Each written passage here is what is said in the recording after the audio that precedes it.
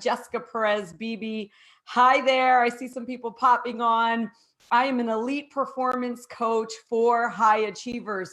And what my team and I do, oh, you can hear my dog in the background, is we provide the community, the accountability, and the consistent challenge to take achievers, busy doers, and turn them into efficient high achievers. And so we're going to talk about one of the ways that I do that today. So please let me know that you're here by saying hi in the comments, dropping my favorite emoji, which is a fist bump, or sometimes the hands up. Either one of those I love. Or you can throw your favorite emoji in there. Let me know that you're here, you're engaged, and you're listening. So today's topic is one that I've been talking about a lot lately, and I've been asked to talk about it a little bit more. I actually got in a debate with someone who was interviewing me recently on her podcast about this very topic, the topic of to-do list. So I have a question for you.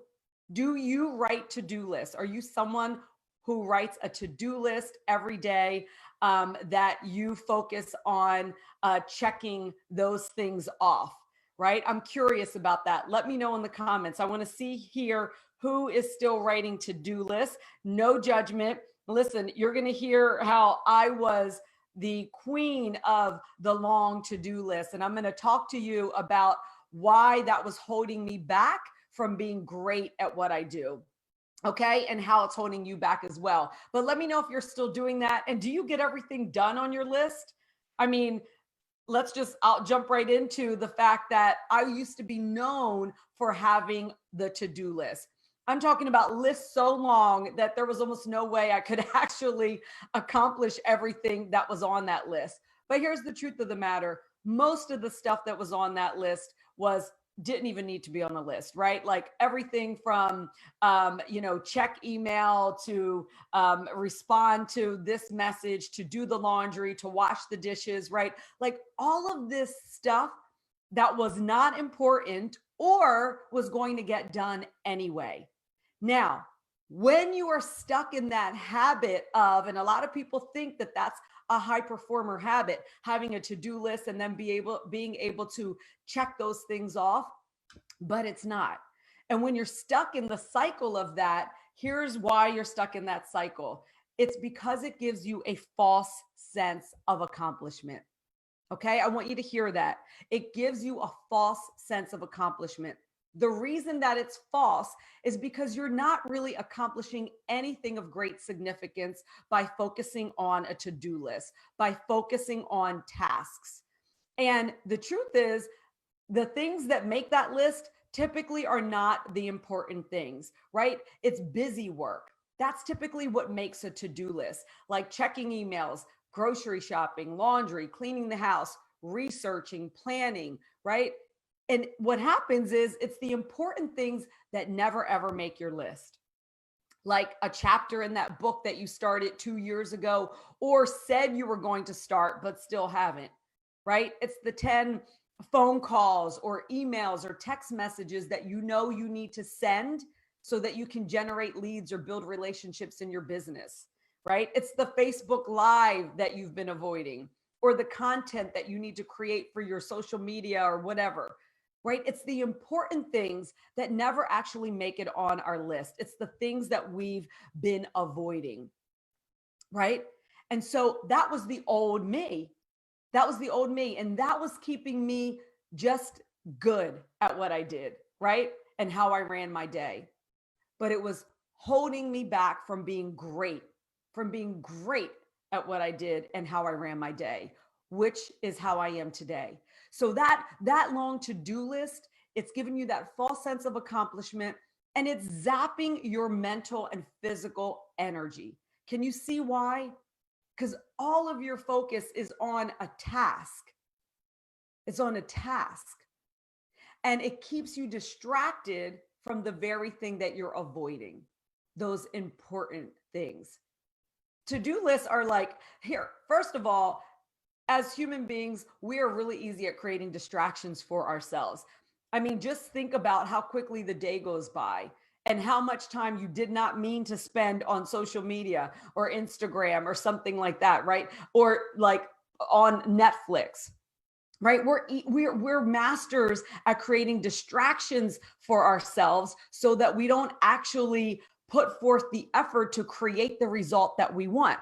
Most things that are on a to-do list are not moving you closer to what you actually want, to that bigger vision for your life.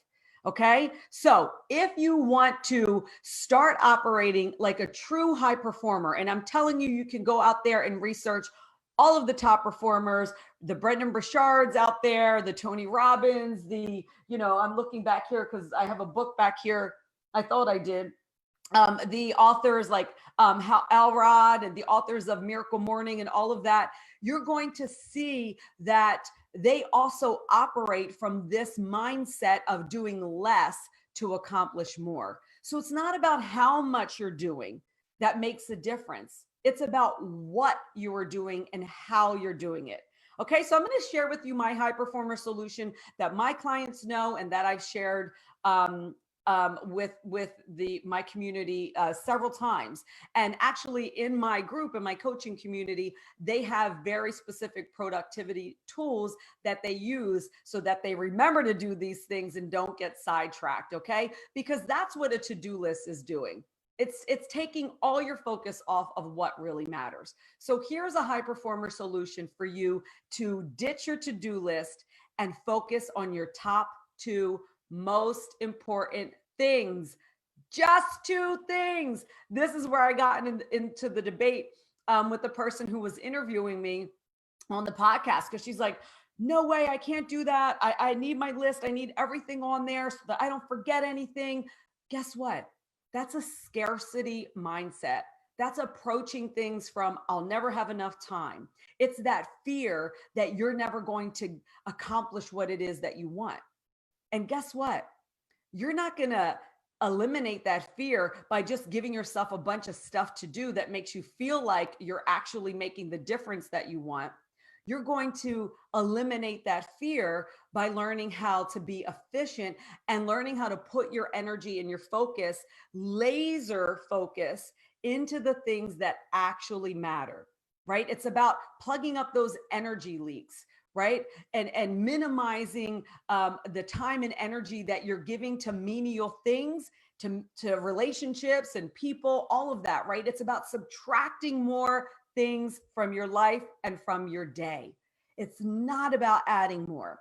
Okay. So we focus in my community, in my group with my high performers, my highest investing clients, on only 2 things each day. And they've got to be important things, not busy things. And here's the other piece. They determine that the night before, not the morning of, because it's the night before that you're going to take an assessment of your day. What are the important things that got done and what remains to be done? That's the time that you're going to decide what's really important tomorrow, not just urgent or busy work, and why it is important. You need to know why it's important. It's not enough to just put stuff on a piece of paper. The same thing with goal setting. It's not enough to just set goals. You need to know why that's important to you, right? So for example, what will it cost you if you put off writing a script for your sales calls, right? Or writing a job description for a new hire? What's it going to cost you if you put that off for yet another day? And be honest about it. Identify what it's going to cost you. Feel that feeling of what it's going to cost you. Could it cost you a sale in your company, right? Because you've just been winging it on calls? Could it cause you unnecessary stress, more work for yourself because you haven't hired an assistant? And what will you gain? Focus on what you're actually going to gain by getting it done tomorrow, right? For example, you could gain a sale, right? You could gain more structure. You could gain more free time once you get that job description done and begin interviewing. So you've got to get really realistic about what it's costing you to not do the 2 important things and what you're going to gain out of it. And it's going to make sense to you when you start to ask yourself those 2 questions, like, how silly some of the things on your to-do are, right?